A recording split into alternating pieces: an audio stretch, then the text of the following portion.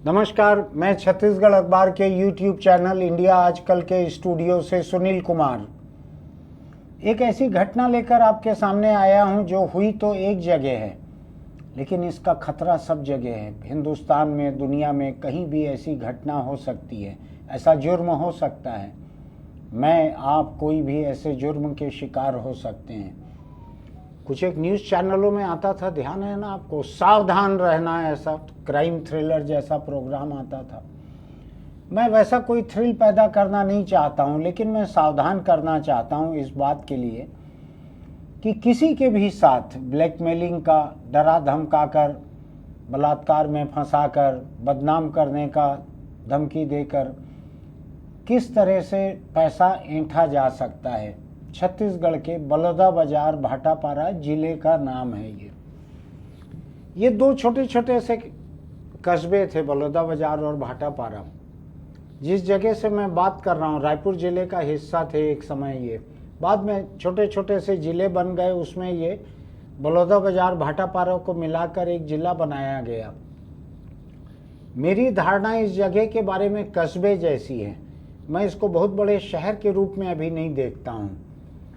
वहाँ पर अभी एक घटना हुई है, एक गिरोह पकड़ाया, जो गिरोह आदमियों का और औरतों का मिला जुला गिरोह था। ये रिटायर्ड लोगों को खासकर निशाना बनाता था, जो सरकारी नौकरी से, निजी नौकरी से कहीं से रिटायर हुए हैं, बसे हुए हैं वहाँ पे, जिनको थोड़ा डराया जा सकता है कि आपके ऊपर रेप का एक रिपोर्ट लिखा देंगे। और ये तस्वीरें हैं हमारे पास में, किसी तरह की तस्वीरें, तो डर के लोग इनको पैसा दे देते थे। अभी तक 2 लोग शिकायत करने के लिए सामने आए हैं और 41 लाख रुपया ये गिरोह वसूल कर चुका था। इस गिरोह के लोगों में एक वहाँ के जो विधायक थे, प्रमोद शर्मा, अभी तक थे विधायक, अब नहीं है, उनका विधायक प्रतिनिधि बतलाया जा रहा है, खबरों में आया है, ऐसा मुझको अलग से नहीं मालूम है। दूसरा, वहाँ का एक पत्रकार बतलाया जा रहा है, जो कोई वेबसाइट चलाता है या यूट्यूब चैनल चलाता है, वो बतलाया जा रहा है इसमें शामिल। और 2-3 आदमी इसमें शामिल हैं, से 4-5 आदमी हैं, 3-4-5 औरतें हैं। इन महिलाओं को 28 से 32 साल या 23 से 32 साल के बीच की महिलाएं हैं। ये गिरोह काम ऐसे करता था कि जिसको निशाना बनाया, उसके घर पे किसी बहाने से इनमें से किसी एक महिला को भेज देता था। तो घर में महिला जा रही है और घर से महिला निकल रही है, उसकी तस्वीरें खींच लेते थे या वीडियो बना लेते थे। बाद में उसको धमकाना शुरू करते थे कि आपने इसके साथ बलात्कार किया है। तो हड़बड़ा जाते थे लोग, उनको फोटो भेजते थे, देखिए आपके घर में घुसते हुए, निकलते हुए ये वीडियो है, फोटो है। इस तरीके से लोगों को ब्लैकमेल करके, डरा धमका कर, बलात्कार की रिपोर्ट लिखाने की धमकी देकर उनसे पैसा उगाही करते थे। अब मैं सोच रहा हूं कि अगर किसी भी शहर में कहीं पर भी, ये छोटा सा शहर है, ये ज़्यादा बड़ा नहीं है, बलौदाबाजार भाटापारा, बलौदाबाजार में अगर ऐसा चल रहा है तो ये किसी भी शहर में ऐसा चल सकता है। मैं इसीलिए आपको सावधान करना चाहता हूँ, खुद भी इससे नसीहत लेना चाहता हूँ कि सावधानी कैसे बरतनी चाहिए। जो इन्होंने किया है, अभी रायपुर के एक बड़े अफसर के ऑफिस में मेरा जाना हुआ। कुछ देर हमने इधर उधर की बातें की, फिर उन्होंने मुझसे पूछा कि आप कहें तो 4-5 लोग बाहर मिलने वाले हैं, 1-1 मिनट का काम होगा, बुला लूँ? मैंने कहा बुला लीजिए। तो उनके यहाँ जब तक आदमी भीतर आते रहे तब तक वो कागज़ लेकर उनसे बात करते रहे। एक महिला आई कोई कागज़ लेकर, तो तुरंत ही एक महिला सिपाही आकर कमरे के भीतर खड़ी हो गई, जो इनके साथ में नहीं थी, इन महिलाओं के, लेकिन अलग से थी। फिर बाद में जो आदमी आए, उस समय कोई सिपाही, आदमी या औरत कोई नहीं थे। तो बाद में इनसे पूछा मैंने कि किसी महिला के आने पे महिला सिपाही को यहाँ खड़ा रखने का जो आपने एक नियम बनाया हुआ दिख रहा है, वो सावधानी बरतने के लिए है? उन्होंने कहा बिल्कुल सावधानी बरतने के लिए है, कब कोई कैसी तोहमत लगा दे, इसलिए जैसे ही कोई महिला यहाँ आती है, साथ में महिला सिपाही आ जाती है भीतर। जब तक यहाँ महिला रहेगी महिला सिपाही खड़े रहेगी।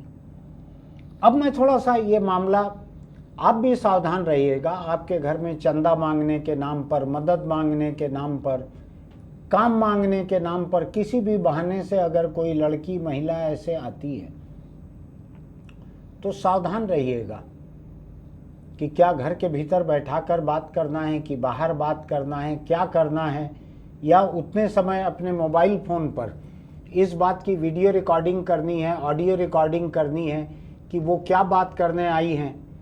ये सहूलियत हासिल है। अगर कोई महिला या लड़की घर पे आ रही है आपसे मिलने के लिए, आपको लगता है कि पता नहीं मैं तो जानता नहीं हूँ इनको, तो आप उसके साथ बातचीत की वीडियो रिकॉर्डिंग, ऑडियो रिकॉर्डिंग कुछ भी करके रखिए। ऐसे में किसी साजिश से आप बच सकते हैं। मैं ये बिल्कुल नहीं कह रहा हूँ कि आने वाले तमाम लोग किसी साजिश का हिस्सा रहते हैं या हर महिला या हर लड़की साजिश का हिस्सा रहती है, ऐसा मैं बिल्कुल नहीं कह रहा हूँ। मैं सावधानी भर बरतने के लिए कह रहा हूँ। ये बुढ़ापे में आके, रिटायरमेंट के बाद जिस तरह से इनका पैसा लुट रहा है, आप सोचिए, लोग उस समय पूजा पाठ, मंदिर, तीर्थ, नाती पोतों के साथ खेलना, इस तरह की बातें सोचते हैं। उतने में आपके पास कोई कहे तुमने बलात्कार किया है इसके साथ। इतना खतरा उठा सकते हैं क्या? तो अगर नहीं उठा सकते तो सावधान रहिए। घर के भीतर ले ही मत जाइए, बाहर खड़े खड़े बात कर लीजिए। किसी और को बगल में रखिए, अकेले बात मत कीजिए। रिकॉर्डिंग करिए अपने मोबाइल फ़ोन पर, सीख लीजिए, बहुत मुश्किल नहीं है। अब मैं इस घटना के एक दूसरे पहलू पे आना चाहता हूँ, उसको ध्यान से सुनिएगा। इसमें जो नाम मुझको दिख रहे हैं, जितनी महिलाओं के नाम मुझको इसमें दिख रहे हैं जो इस साजिश में शामिल थीं, जो किसी के घर जाती थीं, जो तोहमत लगाती थीं, जिनके वीडियो भी बने होंगे अगर बने होंगे, इनमें से हर महिला के नाम को देखकर मुझको समझ में आ रहा है कि ये नीची कही जाने वाली जाति की महिलाएं हैं। अब बात को समझ लीजिए। ये महिलाएं, इनके नाम, इनके जाति सूचक नाम बतलाते हैं कि ये उन जातियों की महिलाएं हैं जिनको कि नीचा समझा जाता है। ठीक है, मैं नहीं समझता हूँ नीचा। समाज व्यवस्था में जिनको दलित, हरिजन, शूद्र कहा जाता है, ये उन जातियों की महिलाएं दिख रही हैं, सारी की सारी। अब मैं इस गिरोह के जो सरगना हैं उनके ऊपर आना चाहता हूँ। दो लोग सरगना हैं, एक विधायक प्रतिनिधि है, एक वेबसाइट चलाने वाला और यूट्यूब चलाने वाला कथित पत्रकार है। मैं इनके नाम देखकर थोड़ा सा हैरान हो रहा हूँ। सारे के सारे नाम एकदम सर्वोच्च सवर्ण जातियों के हैं। आप समझ सकते हैं ना, सर्वोच्च सवर्ण जातियां कौन सी होती है। मैं किसी जाति के खिलाफ नहीं हूं। मेरे साथ इस कमरे में अभी जो दो लोग मौजूद हैं, मेरे कैमरा पर्सन और एक हमारी पत्रकार मेहमान है यहाँ आई हुई, ये दोनों उसी सर्वोच्च सवर्ण जाति के लोग हैं। तो मैं खिलाफ नहीं हूँ। कमरे में तो मैं अभी अल्पमत में हूँ, तो मैं कोई ऐसा दुस्साहस कर नहीं सकता इस स्टूडियो में। लेकिन मैं आपको बतलाना चाहता हूँ, इस मामले को इस नज़रिए से देख के सोचिए। देखिए, सोचिए जरा इस बारे में। जो लोग गिरोह को चला रहे हैं, जो लोग ब्लैकमेलिंग का पूरा रैकेट चला रहे हैं, जिन्होंने ये साजिश रची है, सारे के सारे मर्द हैं और सारे के सारे सर्वोच्च सवर्ण जाति के हैं। आप समझ लीजिए इसका मतलब खुद। जिन महिलाओं का इस्तेमाल किया जा रहा है, जिन महिलाओं का उपयोग किया जा रहा है, वो सबसे नीची समझे जाने वाली दलित, हरिजन जाति की महिलाएं हैं। इसका क्या मतलब है? इसका एक मतलब तो ये है कि सर्वोच्च सवर्ण जाति जो है उसको भी किसी तरह के जुर्म से परहेज नहीं है। उसके लोगों को, कुछ लोगों को, मैं ये नहीं कहता किसी जाति के तमाम लोग अच्छे या बुरे होते हैं, लेकिन जिन जातियों को इतना सम्मान सूचक दर्जा दिया जाता है, उन जातियों के लोग क्या काम कर रहे हैं, इसको सोचने की ज़रूरत है। इन जातियों को भी सोचने की ज़रूरत है कि आपके बीच के लोग, आपके तबके के लोग ये क्या कर रहे हैं। आप सरनेम देखेंगे समझ में आ जाएगा। मैं किसी को बदनाम करना नहीं चाहता, इसलिए मैं एक एक सरनेम किसी का भी नहीं गिना रहा हूँ। जो मैं कह रहा हूँ उसका मतलब आप अच्छे से समझते हैं। ये किसी से वेश्यावृत्ति करवा के, किसी को थोप कर किसी आदमी के ऊपर, दलित हरिजन महिलाओं को लाकर उनको इस तरह से थोप कर लोगों को ब्लैकमेल करके उनसे पैसा ले चुके हैं। 41 लाख रुपया ले चुके हैं। अब तक 2 लोगों ने हिम्मत की है सामने आके रिपोर्ट लिखाने की। किया बहुत सारे लोगों को ऐसा है, बहुत सारे लोगों से वसूली की है, लेकिन जिन 2 लोगों ने शिकायत की है वही तो अपना पैसा बताएंगे और लोग थोड़ी बताएंगे। मैं थोड़ा सा हैरान हो रहा हूँ इस बात को लेकर। मैं जो कह रहा हूँ उसमें से एक हिस्से को लोग बड़े आसानी से मान लेंगे कि हाँ, दलित हरिजन जाति की महिला है, वो तो ऐसा करती ही होगी। लोगों को ये भरोसा करने में बड़ी आसानी होगी, बड़ा ठीक लगेगा। जात ही ऐसी है कि ये काम तो करना ही था, ऐसा लगेगा। लेकिन जो दूसरा हिस्सा है ये भी तो जात है। मेरे सामने अभी हैं स्क्रीन पे, नाम है सब लोगों के। अभी पढ़ूंगा मैं तो हक्का बक्का रह जाएंगे आप। ऐसे नाम हैं, ऐसी जातियां हैं। एक के नाम के साथ बहुत ऊंची जाति के साथ ये भी लिखा हुआ है महान। उसका नाम महान है, पेशे से वकील है, एकदम सर्वोच्च जाति का है, लेकिन ऐसे धंधे में पड़ने से नहीं बचा। न जाति ने बचाया, न माँ बाप के दिए हुए महान नाम ने बचाया, न वकालत के पेशे ने बचाया।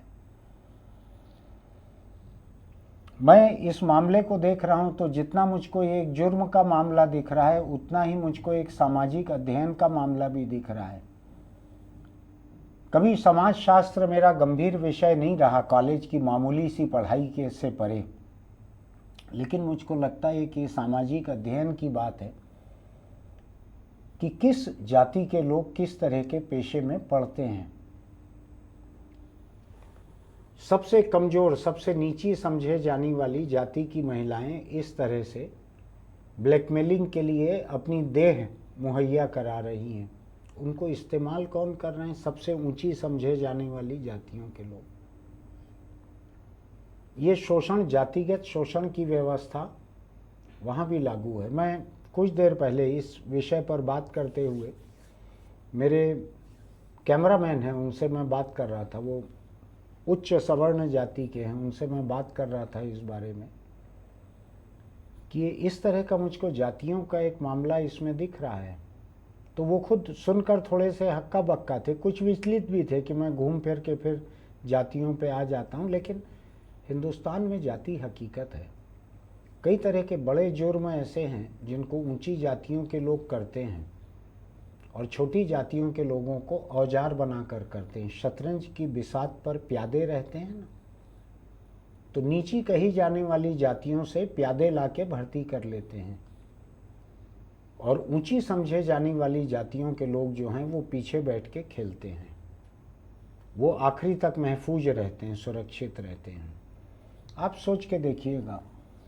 मैं कोशिश करूंगा कि इसमें जिस वेबसाइट पे, जिस खबर में इसकी पूरी जानकारी है, हमारे इस YouTube वीडियो के साथ उसके इंट्रो में मैं इसका लिंक ही भेज दूंगा। मेरे अखबार का नहीं है, किसी दूसरे का है, लेकिन मैं करीब 8-10 अलग अलग अखबारों में और वेबसाइटों में सब में नाम पुख्ता ठोक बजाकर देख लेने के बाद इस जाति व्यवस्था पे आ रहा हूँ। अपनी जाति का गौरव जिनमें भरा हुआ रहता है, वो नीची कहे जाने वाली जातियों का किस तरह का इस्तेमाल करके कौन सा धंधा कर रहे हैं, किसका गौरव बढ़ रहा है इससे, थोड़ा सोच के देखिएगा। हिंदुस्तान में चूंकि जाति है कि जाति नहीं, समझ रहे हैं ना आप? जाति है कि जाति नहीं, टिकी हुई है जाति व्यवस्था, जा नहीं रही है कहीं। इसमें ऊंची समझे जाने वाली जाति नीची समझी जाने वाली जाति के लोगों को औजार की तरह इस्तेमाल करके वेश्यावृत्ति, ब्लैकमेलिंग, धमकी देना, उगाही करना, इस तरह का जुर्म कर रही है। जुर्म के भीतर भी जाति व्यवस्था कायम है। ऐसे बड़े व्यापक जुर्म में भी सरगना ऊंची जाति के हैं। जो औजार हैं, जो छोटे छोटे काम नीचे के जो कर रहे हैं, वो नीची जाति की महिलाएं हैं, नीची समझी जाने वाली जाति की। सोच के देखिएगा। मुझको तो दिलचस्प अध्ययन का मुद्दा लग रहा है, तकलीफदेह भी है। आप भी सोच के देखिएगा। इस जाति वाले मुद्दे से परे शुरू के बुनियादी जुर्म वाले मुद्दे पे अगर मैं आ जाऊं तो सावधान रहिएगा, वक्त खराब है, बहुत सावधान रहिएगा। जब भी लगे आपको कि ये मामला कुछ गड़बड़ है, तुरंत ही मोबाइल फ़ोन पर ऑडियो वीडियो रिकॉर्डिंग जो भी आप कर सकें करके रखिएगा, वही आपके लिए एक सबूत रहेगा। फिर मिलते हैं। अगर आपको हमारे एडिटोरियल अच्छे लगते हैं तो हमारे चैनल को सब्सक्राइब कीजिएगा, नोटिफिकेशन की बटन दबाइएगा। एक दिन में 1-2 वीडियो से ज़्यादा हम पोस्ट नहीं करते हैं। और हाँ, इसको लाइक कीजिएगा, इसके लिंक अपने दोस्तों को भेजिएगा ताकि वो लोग भी सावधान रह सकें। जिनकी जाति व्यवस्था पे चर्चा में दिलचस्पी है उनको भी भेजिएगा, इस बारे में बात करें। भाई ये आदमी गलत सलत बोल रहा है जाति व्यवस्था का, मेरे खिलाफ जाकर भी आपको बात करनी है तो कीजिए। कमेंट बॉक्स में आप लिखिए टिप्पणी, आपका क्या कहना है इस जुर्म के बारे में, जातियों के बारे में, मुजरिमों के बारे में, मेरे कहे हुए के बारे में आप लिखिएगा अपनी बात को। चलते चलते एक छोटी सी अपील आपसे। गर्मी का मौसम आ चुका है, पानी की बर्बादी बंद कर दीजिए। जितनी देर ब्रश करते हैं सिंक के नल को चालू मत रखिए। दाढ़ी बनाते हैं तो सिंक के नल को चालू मत रखिए। कोई नल की टोंटी टपक रही है तो नीचे एक बर्तन कम से कम रख दीजिए। हर किसी को आसानी से प्लम्बर नहीं मिलते हैं सुधारने के लिए।